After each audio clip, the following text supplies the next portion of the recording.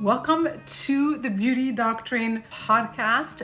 This is the home of functional beauty, and that is where you heard this term for the very first time ever. And mark my words, functional beauty is going to be the new way to beauty.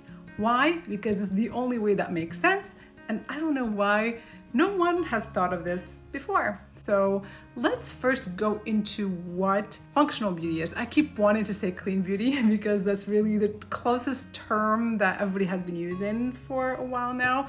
But functional beauty really goes way beyond clean. So just for some context, for those of you that are not they're not insiders of the beauty industry, I'll explain kind of what the landscape is in the beauty industry today.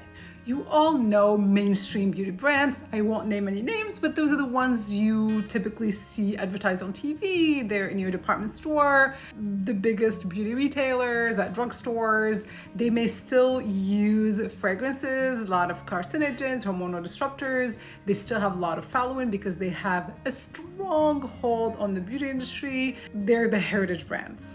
Then you have the natural beauty brands. So those are the ones that vilify anything that's synthetic. Every product or ingredient that they use has to come from nature, from the earth. There is some good to that because natural botanicals can hold a lot of medicinal value.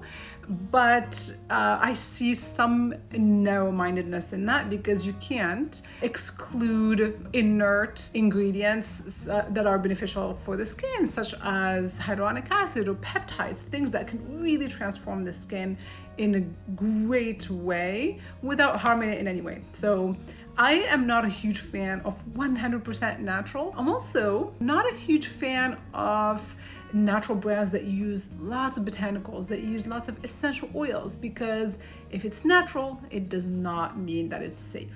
Lead is natural, poison ivy is natural, lemon is natural. I talk about it a lot, and you find it in probably, I can safely say 90% of natural skincare products because that's what they tend to use instead of fragrance. Yes, lemon, all kinds of citrus actually. Grapefruit, neroli, lime, orange, all of those are pleasant. They're beautiful scents and they're used, like I said, in natural ingredients as alternative to fragrance, but they have a big issue.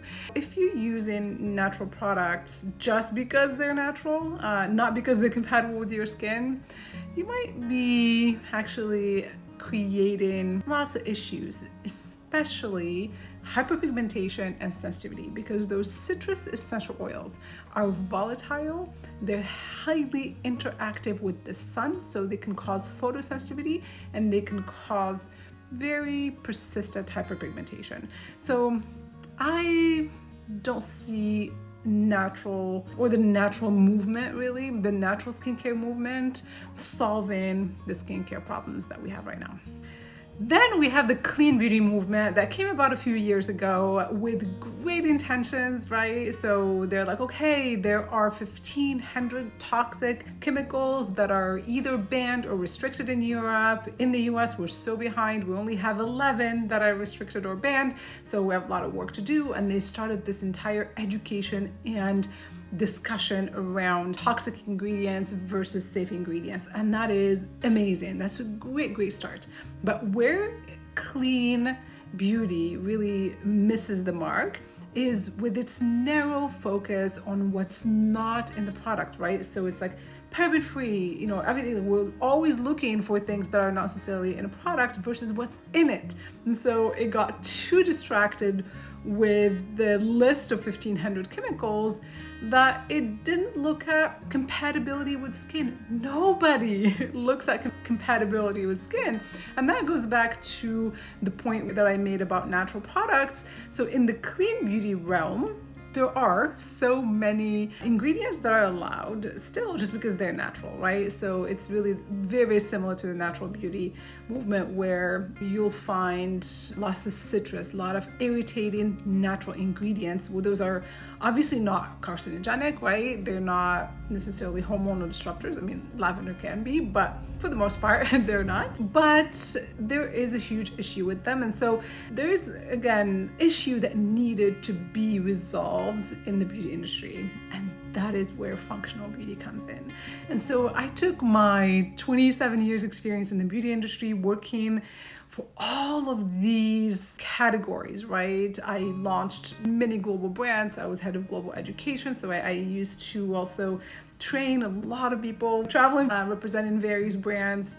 So during my travels, I got to interface with thousands of consumers over the years, and I got to see skin really close. I also got to notice, because I spent thousands of hours on the floors of pretty much every department store out there and big beauty retail, so I could see different brand representatives and how their skin looked and what they were representing. So a lot of times you'll see somebody that's working for a given brand that has a lot of, let's say, they rely heavily on acids and exfoliants, microdermabrasions and things like that, and you can tell that their skin is suffering. So I knew just by looking at the representatives and their clients that were coming in and day out, that product, even though, let's say, it has fruit enzymes and those are all natural, it's not necessarily compatible with skin long term. So I developed a keen eye for skin and a deep understanding for the different skin types and ingredients. Something else I learned really early in my career is that diet and lifestyle have so much to do with how your skin behaves. And that's very often overlooked in the beauty world, in the skincare world, even by dermatologists. They are always, or almost always, treating the symptom, not the root cause. And because I have this really deep passion about health and nutrition, I'm an avid researcher in the world of health, and I follow a lot of functional medicine doctors. I keep up with the latest research in functional medicine especially. I decided that doesn't matter how much I educate on skincare, the conversation is always lacking. It's incomplete when it doesn't include diet and lifestyle. And so that's how functional beauty was born.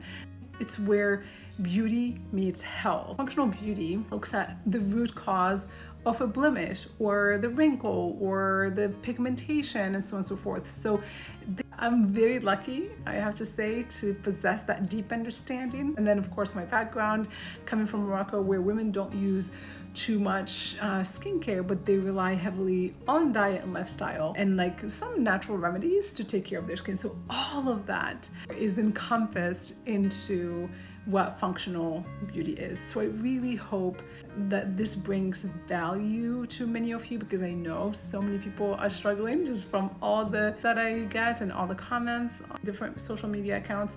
And so that's what this podcast will be focused on, is shedding light on all the different variables that affect your skin, whether that is your mental health, whether it is the skincare that you use, sleep, of course, diet, supplementation, and so on and so forth.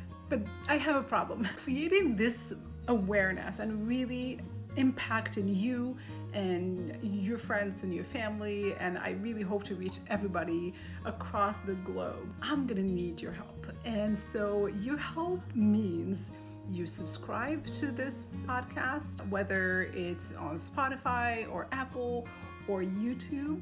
You interact with it, plug in your questions, please like it, please share it with your friends and family. That is the only way that we can actually get the word out about functional beauty and be able to actually afford to eventually have the support of sponsors, so I can continue to do this work. I can continue to do the research so that I can bring you the best information possible. So that is my ask of you, and stay tuned for the next episode, and let's go after gorgeous skin from the inside out and the outside in.